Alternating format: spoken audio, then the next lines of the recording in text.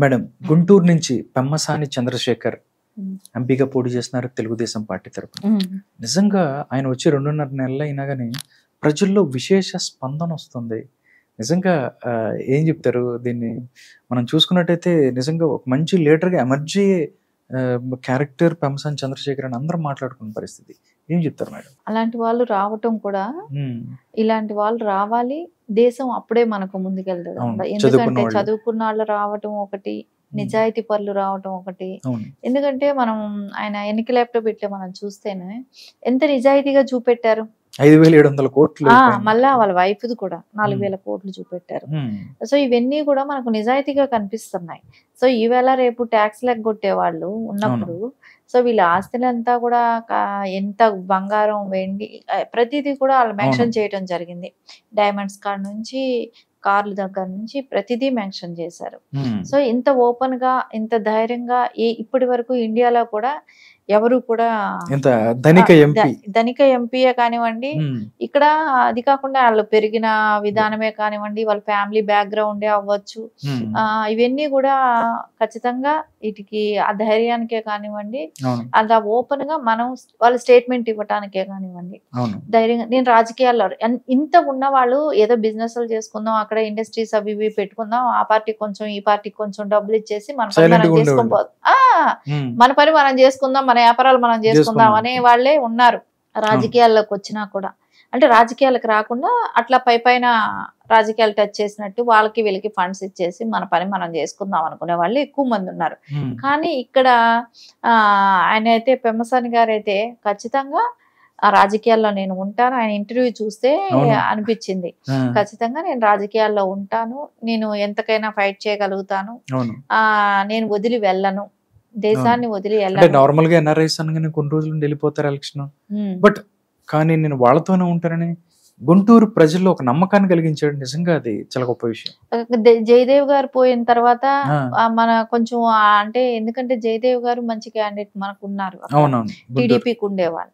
సరే అలాంటి ఆయన ఎంపీ ఆయన ఉన్నప్పుడు కూడా తెలుగుదేశంకే కానివ్వండి, పార్టీ పరంగా అన్నిటికీ బాగానే ఉంది. కానీ గవర్నమెంట్ ఏదైతే ఉందో వైఎస్ జగన్మోహన్ రెడ్డి గవర్నమెంట్ ఆయన చాలా ఇబ్బందులు పాలు చేసేటప్పటికి రాజకీయాల నుంచి భయపడతారు కదా. సో అని చెప్పి ఆయన రాజకీయాలకు విరమించడం జరిగింది. సో అలాంటి టైంలో పెమ్మసాని గారు రావటం, సో ఆయన పోటీ చేస్తానంటాం.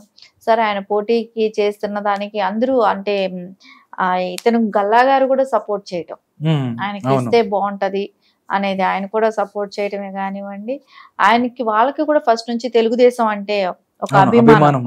ఎన్టీఆర్ గారి దగ్గర నుంచి కూడా వాళ్ళకి తెలుగుదేశం అంటే అభిమానం.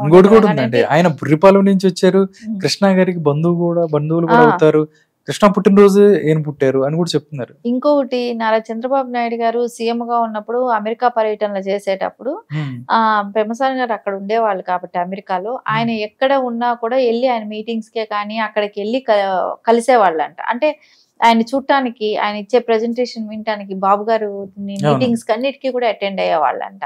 అంటే అంత అభిమానం తెలుగుదేశం అంటే అనేది మనకు కనపడుతుంది. ఇట్లాంటి వాళ్ళు రావటంతో రాజకీయాల్లోకి కొంచెం కరప్షన్ అనేది తగ్గుతుంది. ఇలాంటి వాళ్ళు అంటే రాజకీయాలు అంటే చీదరించుకుంటున్నారు, అసహించుకుంటున్న రోజుల్లో ఇలాంటి వాళ్ళు రావాలి ఖచ్చితంగా రాజకీయాల్లోకి. అప్పుడే గాని దేశం భవిష్యత్తే కానివ్వండి. ఇప్పుడు వాళ్ళందరూ ఇప్పుడు అమెరికా నుంచి వచ్చారని అంటే కంపల్సరీ వాళ్ళు ట్యాక్స్లు కట్టాలి అక్కడ. ఇక్కడ మన వాళ్ళు ఎంతమంది ట్యాక్స్లు ఎగ్గొడుతుంటారు. ఇప్పుడు ట్యాక్స్లు ఎగ్గొట్టడానికి కోసమే అఫ్టర్బిట్ లో వాళ్ళకి ఆస్తులు ఉన్నా కూడా, ఇప్పుడు ఏం జగన్మోహన్ రెడ్డి దగ్గర లక్షల కోట్లు ఉంది, కానీ చూపెట్టగలిగే ధైర్యం ఉందా? అదేమైనా కష్టపడి సంపాదించాడా? కష్టపడి చేసి సంపాదించిన సొమ్ములైతే ఎవరైనా చూపెడతారు, ధైర్యంగా చూపెట్టగలుగుతారు. అంటే అంచెలంచెలుగా ఎదిగారు కాబట్టి వాళ్ళకి ఆ ధైర్యం ఉంటది. ఇది మొత్తం 10-15 ఏళ్లలో ఎదిగిన వాళ్ళు ఎలా చూపెడతారు? సో వాళ్ళకి ఒక బేస్ అనేది కూడా లేని వాళ్ళు కదా జగన్మోహన్ రెడ్డి లాంటి వాళ్ళు. అందుకే వాళ్ళు అంత చూపెట్టుకోలేకపోతున్నారు. అందుకే కారు కూడా లేదని చూపెట్టాడు జగన్మోహన్ రెడ్డి. కారు కూడా లేదంట, కానీ నీళ్లు తాగే బాటిల్ 5,000 రూపాయలు, ఒక వాటర్ బాటిల్ 5,000 రూపీస్, మళ్ళీ ఆయన అకౌంట్ లో ఉండింది 7,000 రూపాయలు. అంటే జగన్మోహన్ రెడ్డి లాంటి వాళ్ళు మూలాన దేశం ఎంత నాశనం అవుతుంది. అవును. ఇలాంటి పెమ్మసాని గారు లాంటి వాళ్ళు వస్తే కానీ ఈ దేశానికే కానివ్వండి, రాష్ట్రానికే కానివ్వండి, ప్రజలకు అందరికీ కూడా మంచి జరుగుతుంది అని అయితే మనకి ఇట్లాంటి వాళ్ళని చూస్తే ఒక నమ్మకం అనేది ఏర్పడుతుంది. అంటే పర్లేదు రేపు పొద్దున ఫ్యూచర్ బాగానే ఉంటది అనే రేపు ఒక భరోసా కానివ్వండి, ఇవన్నీ మనకు కనపడుతూనే ఉంటది. సో ఖచ్చితంగా పెమ్మసాని గారు లాంటి వాళ్ళు రావాలి. ఆయన తెలుగుదేశంలో ఉండటమే కానివ్వండి, ఆయన ఎంచుకున్న పార్టీ అంటే తెలుగుదేశం అంటే ఆయనకు అభిమానం కాబట్టి ఖచ్చితంగా ఆయన తెలుగుదేశంలో మా పార్టీలో రావటం మాకు అందరికీ కూడా అదృష్టం లాంటిది అనుకోవాలి. ఎందుకంటే ఆయన పని చేసే విధానం, చెప్పే విధానం, సో బాబు గారితో కలిసిపోయే విధానమే కానివ్వండి. సో రేపు గెలిచిన తర్వాత కొంతమంది వెళ్ళిపోతారనే డౌట్ ఎక్స్ప్రెస్ చేసినా కూడా నేను వెళ్ళను ఇక్కడే ఉంటాననే కానివ్వండి, అపోజిషన్ వాళ్ళు ఎంత ఒత్తిడి పెట్టి ఏం చేసినా నేను ధీటుగా ఎదుర్కొంటానని చెప్పటమే కానివ్వండి, ఇవన్నీ చూస్తే మనకు ఖచ్చితంగా ఇలాంటి నాయకుడు ఉండాలి, రావాలి అనేది అయితే ప్రతి ఒక్కళ్ళు కూడా ఆలోచిస్తున్నారు. అంటే కొన్ని చూస్తే మేడం ఆయనకి ఎదురుగా ఎవరైతే ఉన్నారో కనీసం అభ్యర్థులను కూడా నిలబెట్టుకోలేని పరిస్థితి, భయపడి పారిపోతున్న పరిస్థితి, ఇవన్నీ చూసుకున్నట్టయితే నిజంగా గుంటూరు రూపురేఖల్ని గల్లాజీదేవి గుంటూరు రూపురేఖల్ని పెమ్మసాని మార్చేసే అవకాశం ఉంది అనుకోవచ్చా? ఖచ్చితంగా మార్చే అవకాశం ఉంటది. ఎందుకంటే ఆయనకి దేశం మీద ఉన్న భక్తే కానివ్వండి, దేశం మీద ఉన్న ఇంట్రెస్ట్, అంటే ఇప్పుడు ఆయన సెటిల్ అయిపోయాడు, లైఫ్ ఎంజాయ్ చేయొచ్చు, ఆయన ఇంకా కష్టపడి సంపాదించి పరుగులు పెట్టి సంపాదించాల్సిన అవసరం కూడా లేదు. కానీ ఇక్కడికి వచ్చి ఇబ్బందులు పడాలన్న అవసరం కూడా లేదు. పొలిటికల్ లో ఉంటే ఉండే ఇబ్బందులు ఉంటాయి, సో ఇవన్నీ పడాల్సిన అవసరము లేదు. అయినా ఆయన ఎందుకు వచ్చాడు? ఇక్కడ వచ్చి ఆయన ఏం సంపాదించాల్సిన అవసరం కదా, హ్యాపీగా అమెరికాలోనే ఉండొచ్చు కదా. కానీ దేశానికి ఏమైనా చేయాలి, మన దేశ ప్రజలకు మనం ఏమైనా చేయాలి, మనం పుట్టి పెరిగిన ఊర్లకు ఏమైనా చేయాలనే దానికి ఆయన రావటం జరిగింది. సో ఖచ్చితంగా ఆయన మూలాన ఇప్పుడు అపోజిషన్ వాళ్ళు కూడా అక్కడ నామినేషన్ వేయడానికి భయపడుతున్నారో అని అంటే దానికి ఎంత ప్రభావం చూపిస్తుందో ఆ గుంటూరు జిల్లా అంతా కూడా అనేది మనకు ఖచ్చితంగా అనిపిస్తుంది. ఇంకోటి కిలారి రోసయ్య గారు అని ఆయన నేను నిలబడలేను, నేను ఉండను, నేను నిలబడలేనని పలుమార్లు వెళ్ళి జగన్మోహన్ రెడ్డి దగ్గర మొరపెట్టుకున్నా కూడా ఆయన లేదు, ఏదో ఓడిపోతే కూడా ఓడిపోయావు కానీ నువ్వు అక్కడ క్యాండిడేట్ ఎవడు దొరకనట్టు ఇంకా అక్కడ ఉండు అన్నట్టు జరిగింది. అది సరే అని ఖచ్చితంగా అక్కడ అపోజిషన్ నిలబడ్డాడు కానీ ఆయనకి తెలుసు ఓడిపోతున్నామని.